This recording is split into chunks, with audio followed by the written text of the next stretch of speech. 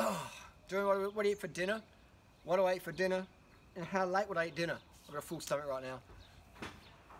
Oh, feels good to be able to eat. Feels good to, I don't have to restrict my food. Like every meal I get to eat as much as I want, as much carbohydrate, as sweet or savory carbohydrate foods as I want. That feels fucking incredible.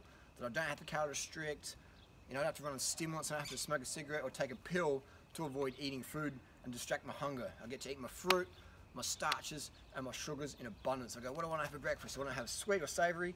For breakfast, it's always sweet for me. Sweet for me always. Lunch, mostly sweet, maybe some savory.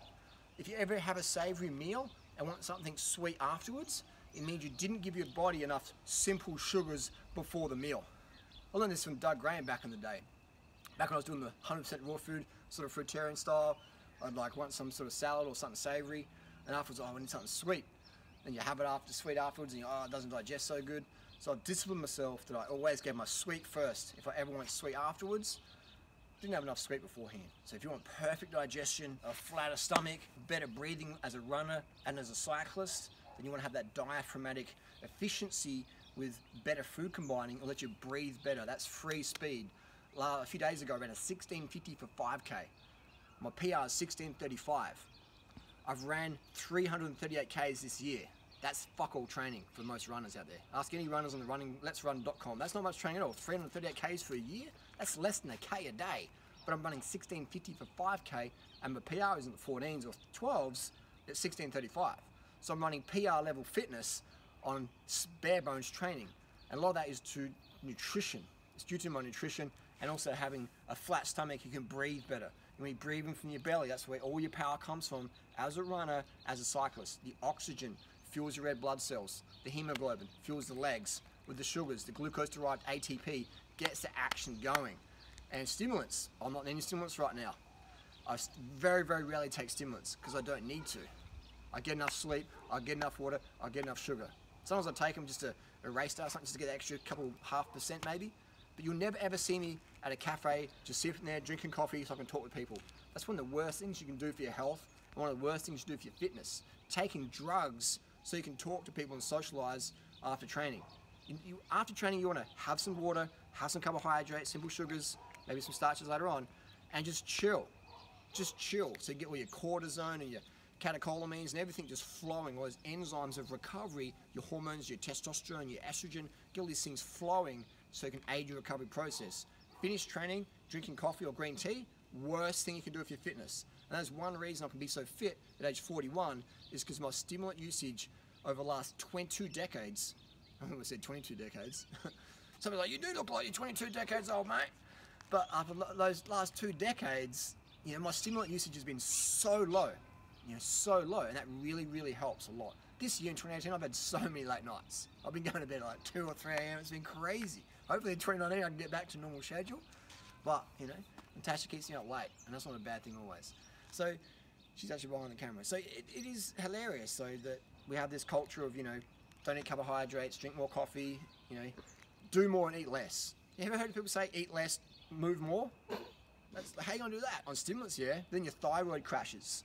And then the weight comes back on, your fitness tanks, your mood tanks, anxiety, depression come back in the post. Because you're not looking after your serotonin.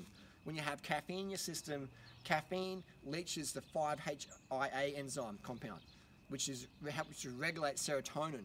When you're drinking caffeine, you're pissing out your 5-HIA. Look, Google it up. And so that helps you, the serotonin stuff. So you're pissing that enzyme out, that compound out, and then your serotonin's all out of whack. You feel more anxious and depressed. Makes you want to have more coffee because you want to get the buzz again. It's a very vicious cycle. That's why I refuse to coach or even date anyone who's a regular caffeine consumer, because I know it will lead to anxiety and depression. And someone as myself who's experienced some of those things, I can really talk from personal experience. The best thing you can do if you have anxiety, depression, cut out the coffee, cut out the caffeine, cut out all the stims. Be very, very responsible with them. You know. And if you're ever going to have them, just have them first thing in the morning. But very, very rarely do that. And never after training. After training, you want to wind down and chill. All right? You want to chill, man. Chill the fuck out. So that's the biggest tip. So what I have for dinner. When's the last time I ate for dinner? Last one, before my race the other night, I was hungry at 2 a.m. I got up and had cornflakes with sugar and a little bit of light soy milk and water on there. Woke up, a few hours later, did my running race and won. So 1650. So never ever go to bed hungry. Always have some carbohydrate. Ideally, eat dinner 6-7 p.m. Go to bed 8-9 p.m. Ideally, but again, it doesn't always happen. You know, that's my ideal, and that's what you'll see Kipper J do, the world record holder for 201, 202 marathon. You know, obviously there's some pharmaceutical assistance going on there, but let's look at the lifestyle. You know, he mentions he goes to bed at 9 p.m. every night. He mentions he eats a vegan diet the week before any big marathon, so he doesn't have any meat rotting and sitting in his gut. So he can have that diaphragm just pumping in and out. You know? So all these athletes are following this program I'm pushing out there. The vegan, the high carb.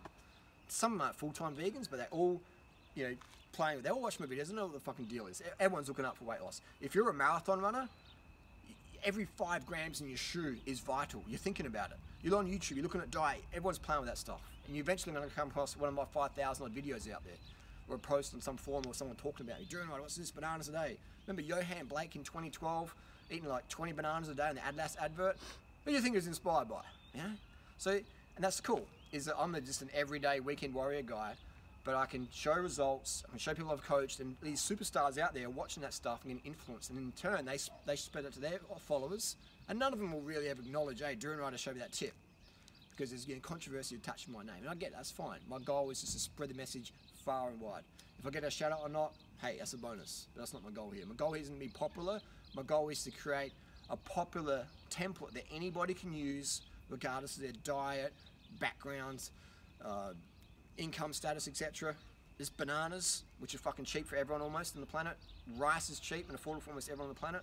And sugar. Rice, bananas, sugar, the 3 most performance enhancing foods around. You make these abundant in your diet, you will fucking get lean, you'll get faster, you'll have a better mood, you'll have less dependence on stimulants, and you'll have a lot less gravitational pull towards alcohol, which is just another... Percent body, full natty bra, 2% body, full natty bra, 2% body, full natty bra, 2% body fat, 2% body fat, full natty bra. Kino body, ain't got nothing on me. 50 cent in the house. Pick up your mum in my Ferrari, say good day to your sister, tell her I'm gonna be late, full natty bra, 2% body fat, 2% body fat, full natty bra. Kino body, ain't got nothing on me. 50 cent in the house. Pick up your mum in my Ferrari, say good day to your sister, tell her I'm gonna be late.